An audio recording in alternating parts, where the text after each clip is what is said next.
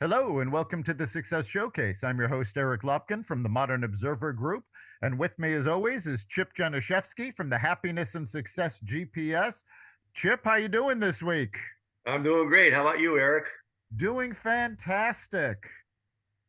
We've It, had we've had some beautiful warm weather. The flowers are blooming, everything's green.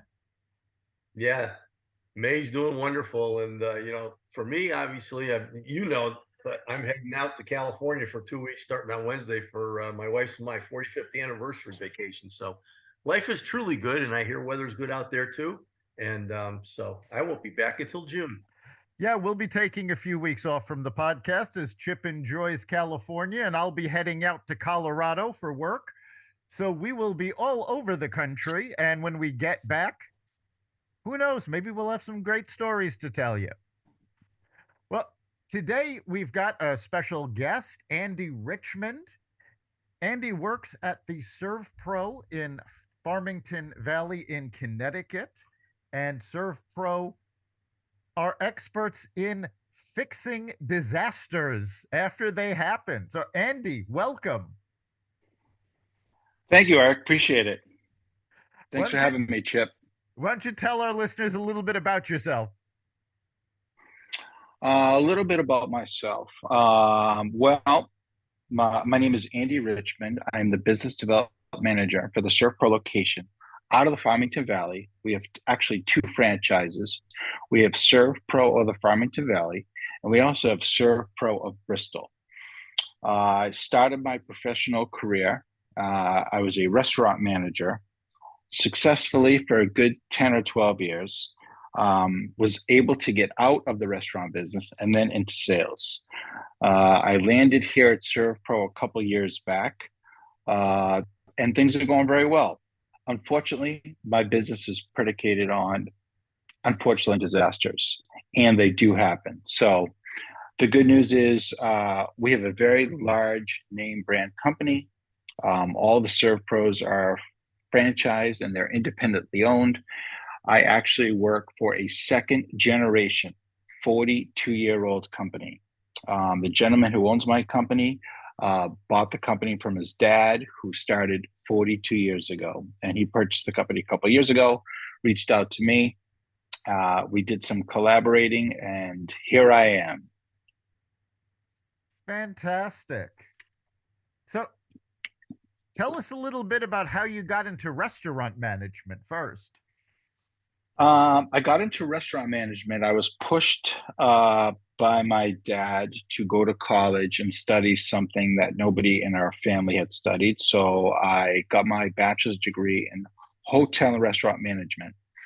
And while I was at school, I had to do an internship at either a hotel or a restaurant during my college days. So that's where I started out. I got lucky enough to work for a very large company. I want to say my senior year of college, company called Houston's. I got lucky enough to get into their management training program, trained, stayed with them for a couple of years, then moved back home to the Boston area, uh, managing restaurants. Nice. Now, managing restaurants, this is not 9 to 5. This, yeah, your hours had to be No, pretty crazy. they were not conducive to having a family. So once I had children, I immediately made the switch. I got lucky enough to get a job selling paper products for a small company, family-owned company called Russell Hall in Meriden, Connecticut. Um, and I landed there pretty safely, and had a good run there for about 7 or 8 years, and then been doing very similar jobs along the way.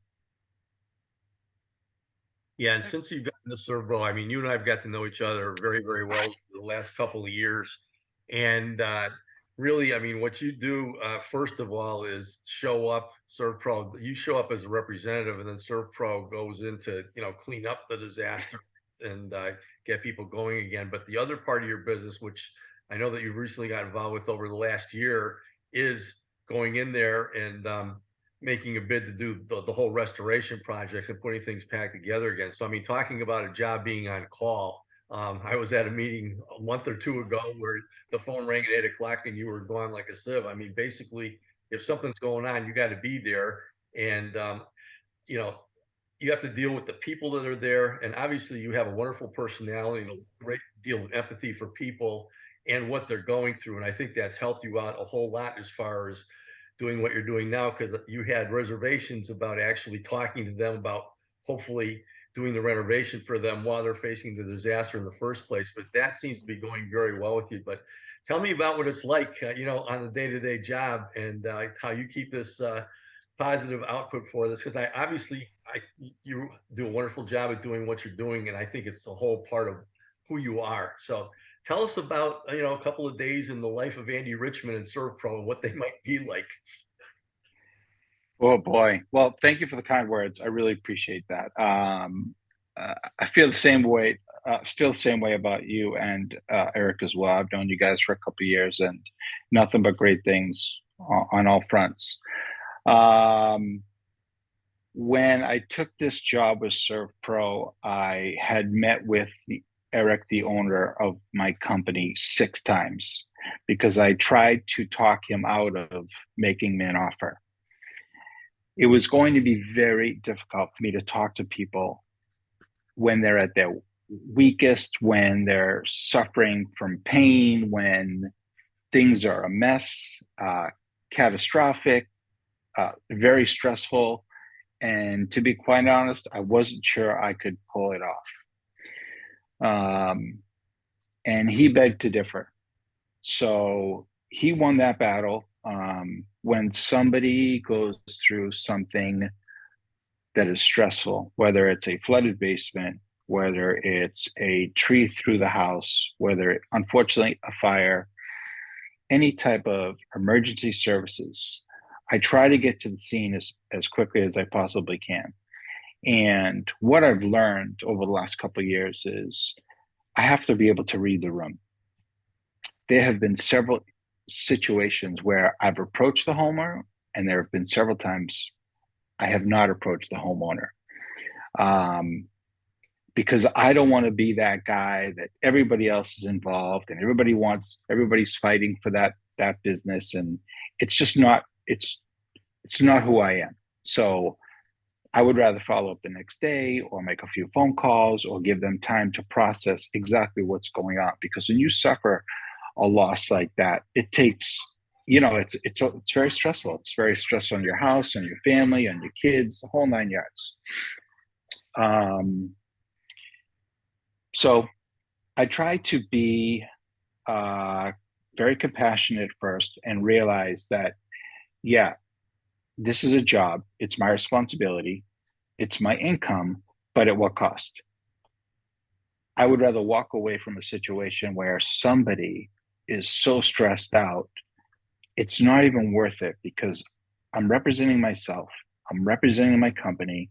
My boss treats me as if I'm the owner of the company. So it only benefits me to be as professional as possible, good, bad, or indifferent. The sales will always come. So that's how I approach it. And for that, I've had I had a successful year last year, motivating myself to those situations. A day in a life for me is phone rings. I have to answer it. I cannot send it to voicemail because I certainly don't want to lose an opportunity.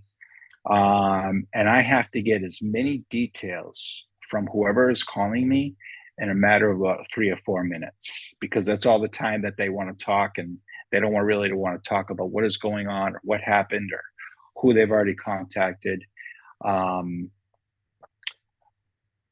50 to 60% of my business comes from referrals, which is most of my networking groups.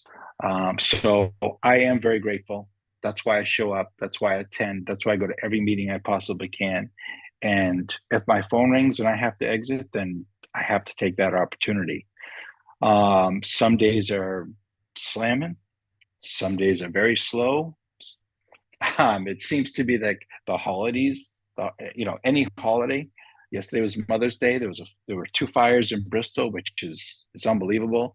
So it's just unpredictable, and it keeps me on my toes during business hours, after business hours. My phone is always on, and as everybody knows, something that you don't want happen to your house, whether it's a busted pipe or a small kitchen fire, it's not going to happen Monday at 2 o'clock. It's going to happen probably Sunday night around 8 o'clock. It's going to happen when it's not convenient. So that has been a challenge, but I'm blessed to say that I have a good support system.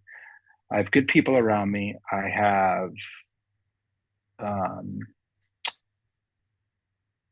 have enough integrity to know when to speak to the homeowner and when not to speak to the homeowner, because that's what it's about. My relationships don't change from one job to the next. I'm the same person. Excellent.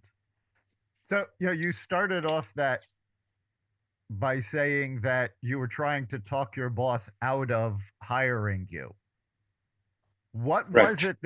what was it that finally changed your mind that made you say, "Okay, yes, I can do this"? So I don't think it was yes, I can do this. It was more of, I'll give it an opportunity.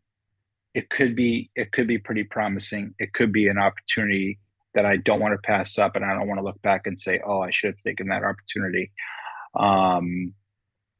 And I was taught at a very young age, I have to give it everything I have. So I did. Right. Yeah. Nobody ever regrets doing something on their deathbed. It's always the opportunities they didn't take. So, yeah, that's an ongoing theme that we've had on this show, and I love that you followed through on that. Yeah, we've had a lot of business owners on the show, and no matter if you're the owner, you're a business development person, you're looking for a job, at some point we're all doing sales. You're doing it at a time when someone is dealing with an abject disaster. So, what is it that tells you, you know what, this is not the time to talk to them? I'll call them tomorrow. Or conversely, you know what, they need me right now. Let me get in there. Good question. For number one, in any situation that I deal with, I have to make sure that everybody is safe. Okay. So if everybody's safe, then I take one step. Step number two is any animals involved. If the animals are hurt, I take a step back. If I can take 3 steps forward and people are willing to talk to me, I give them that opportunity. If they're not ready, I'm not in a situation where it's a hard sell, or this sale depends on whether I'm going to be able to eat tomorrow. It's more of a, this is who I am. This is what I can provide to you. This is my company. I took the job because of the name brand recognition, right? I work for a very large corporation that does a lot of work nationwide. So 9 times out of 10, I usually don't have to tell people what I do. But in those stressful situations, I always give them my elevator pitch, tell them who I am, introduce myself, present myself well. And I usually let the homeowner decide what direction they'd like to go in, because I can't disrupt my integrity. No, Right. and the way you handle this is perfectly. I mean, obviously, when there's a crisis, and people are panicking. There's lots of things going on, and eventually, it's just human nature. But part of it's going to be, what am I going to do? And obviously, what you're doing is reading the situation. But when they need to know the answer to that question, or they ask that question, that's when you're there really as a guide to calm them down and help them through the situation. And I know that you were a little bit anxious as far as actually talking to them about doing the work to fix things and so on and so forth. But I would imagine that people have a natural calm about dealing with you because you choose the proper moment and the right approach to approach them in the first place. And I'm sure that helps you out a lot. And I'm sure where you were anxious in doing that side of the business a while ago, but got into it, you've realized that there really is it's not something that you're looking forward to doing, but you have the ability to, and there's got to be some type of intercom in you that you can help them through situations like this where a lot of other people can. It's just because of the way that you handle it, just being there at the right moment, as you say. Yeah, well said. I mean, it's nobody wants to have any type of damage to their property. But unfortunately, real life, it happens. And I took a lot of pride in the fact that I can get somewhere pretty quick. I mean, quick of a half an hour, quick to an hour. And I put myself in a situation to help myself, my boss, my company. I take the responsibility of being the front runner for this company. We have a lot of employees, and I take that responsibility of providing for all of them and their families. So it's not just me and my world and So I think it's crucial to read the room. I really do, and I think that I learned that a while back because of some situations that I was put in. And if I don't get that sale, at least I'm learning some lessons. And I think that's why I've excelled pretty quickly. Is I've learned quite a few lessons along the way, getting the sales and not getting the sales. And every salesman knows that, or any good salesman knows that if you're back in your vehicle and you're not having a conversation about what you could be doing better or how you could have approached it or what you should have done or what you should have said, not really getting much out of it. So I have a lot of internal meetings with myself. Yeah, you've sort of been dancing around the word, but it's something that's come up a lot on this podcast, and it's authenticity. Everything that you're approaching, it's about being yourself. You're not putting on an air, you're not putting on a persona. You're approaching this as you and connecting with your potential clients in a time of need. Yeah. Yeah. I mean, that's well said. I mean, I'll give you one example of situation that happened just about 6 weeks ago. Young lady had a fire in her townhouse when she was not home. Unfortunately, I got called to the scene and she was not home. She came home and realized that her pets had deceased and she was a mess, crying hysterically. I left. I called my boss. I said, I'm leaving. She lost her couple of animals. I'll catch up with her another time.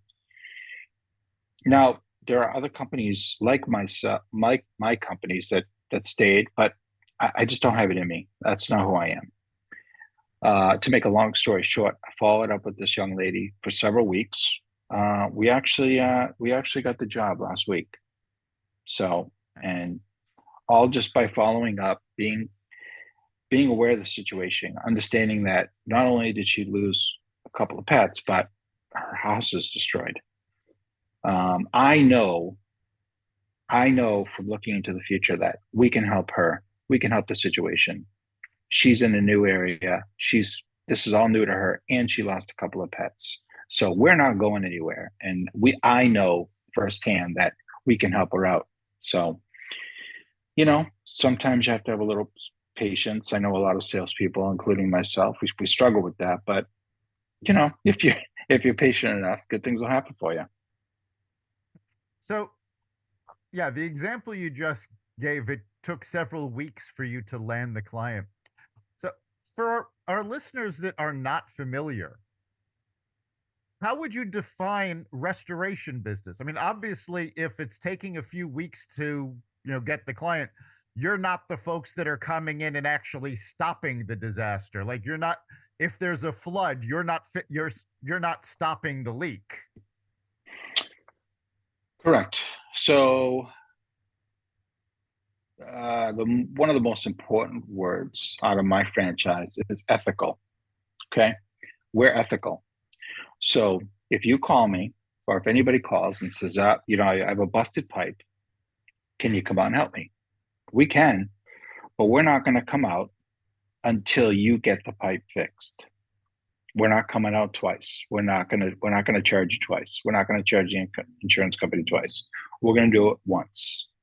Okay. So restoration is fire, water, mold, any type of damage, emergency services, 24 hours, 7 days a week.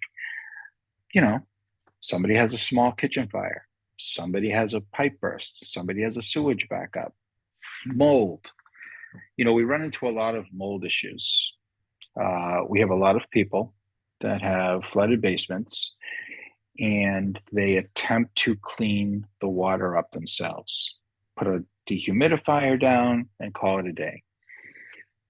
But a lot of people don't understand that if you do not properly dry that area, the minute it gets humid, you're going to see some mold.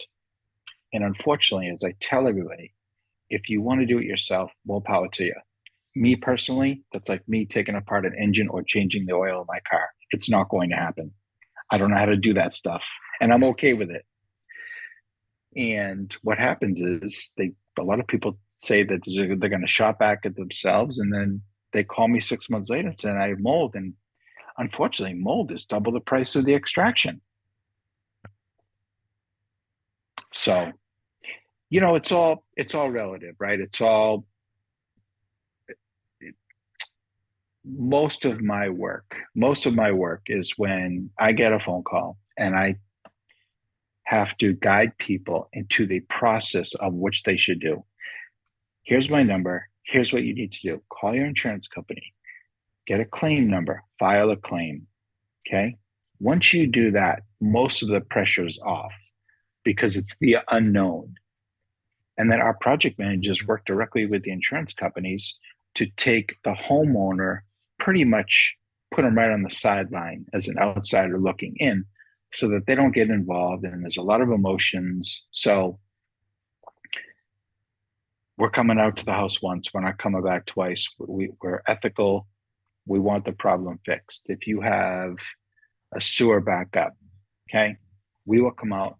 We're going to clean that up right away. That's a major priority. But we're also going to recommend on the document paperwork that you get a plumber to fix the issue, because if it happened once, it probably happen again. Yeah, and when something like this happens, I mean, one, the homeowner is overwhelmed by just the fact that it's happening. Then they don't necessarily know all of the steps that have to go into the cleanup. And of course, they're stressing about costs. So you're talking about dealing with folks who are, not in a good place, don't know necessarily how to move forward. And you're sort of taking them and, saying, we'll take care of all of this. You don't have to worry about it. Right. So I attribute to some of the success I have with ServPro to my restaurant days, because managing a restaurant is it's very tough work. So when Billy comes up to you and says table 5 wants to see you, you have to go to table 5. Now, when you get there, anything can happen. Anything can happen, and you have to be ready for anything. It could be good, it could be bad, it could be so-so. And I pretty much guide these phone calls I get to that situation, because I don't know what nobody calls me and says, hey, how you doing? How's your day today? I have 5 inches of water in my basement. That's usually not how the conversation goes. Yeah, it's usually they're not big on small talk at that point. Yeah, it doesn't happen too often. I got your number from a guy who I know, who I network with, says you can help me. My first answer is, yes, I can. Who are you? What town do you live in? Okay, what happened? What's the problem? Let me tell you the process. Did you call your insurance company? And then we'll go from there.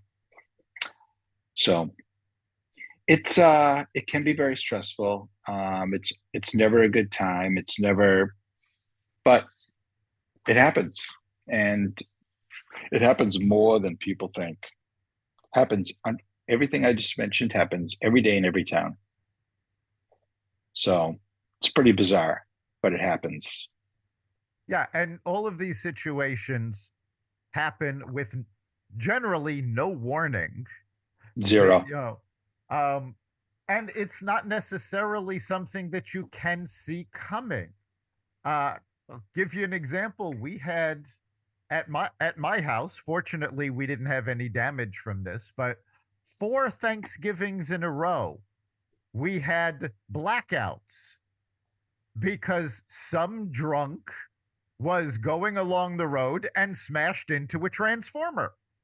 Now, that could have caused fires, that could have caused all sorts of damage, none of which was predictable by us.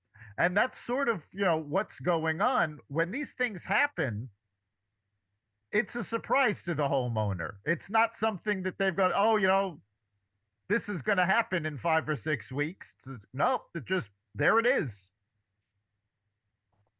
It is it's pretty bizarre. In the last couple of years, I've seen a lot of things. Um, I've seen houses being hit by lightning. I've seen complete and total water damage that I don't even know where it came from. But it happens. But that's the reason why you pay for insurance. I mean, the reason why you have insurance is so that you're covered in these situations. And then you never expect that you would need it. So 95% of our 95% of our customers are insurance based. There's very self pay on our end. What we do is not, it's not really preventative maintenance, if you will. Right. All right. We are just about at the end of our time. And I know Wow, that was quick. yeah, we mentioned earlier that you're with the Surf Pro in Farmington Valley and Bristol, but Surf Pro as a company, different franchises are all over the country. So if somebody needs to get a hold of Surf Pro, how can they do so? Well, our number one top seller is Google. That's a home run, and wherever your location is, it will guide you to the nearest and local Surf Pro. That's the best move. Fantastic. So, Chip, what do you think is the big takeaway for this week? And if you've ever been to a networking meeting with Andy, his networking introduction is very, very simple, and it's very, very to the point, talking about how you get a hold of ServPro. His commercial is, everybody knows what ServPro does. And he says, my ask is very simple. Put your phone number in your contact manager. You or somebody that you know will need it sometime. And that's what you say. And once they call you, you have the process where, again, you talk about the insurance company, getting a claim number, and so on and so forth. And you have the demeanor to calm people down, to take them through the process and really guide them.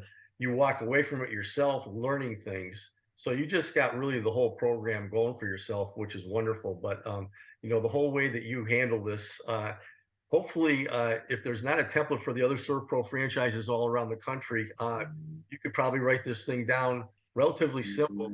If they follow this whole thing works, and you're just perfect in doing it, and it's just a perfect way to handle this, because obviously what you do is stressful, and yet you always walk around with a smile. So it's wonderful to know you and to have you on here.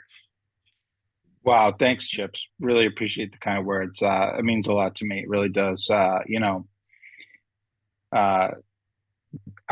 it. I mean, if you have my number, put me down. Hopefully you'll never call, but if you do, we're gonna be here for you. So I think for me, the big takeaways are the fact that you're succeeding through authenticity and compassion. You're not driving the sale through fear, you're not pushing. It's all about being there for the client. And that's something, regardless of your industry, it's a lesson that everybody can learn. Be there for people, be your authentic self, and show compassion. Those two things can go further than any sales technique you're going to read in a book or learn in a course. So I think that's really the big takeaway for me. You've been listening to the Success Showcase. You can catch us every week at xvadio.com/podcasts, the Apple Podcasts app, Google Podcasts, Spotify, iHeartRadio, Stitcher, Audible, Amazon Music, and wherever you find podcasts. Remember, make this your best week ever and make next week even better. We'll see you then.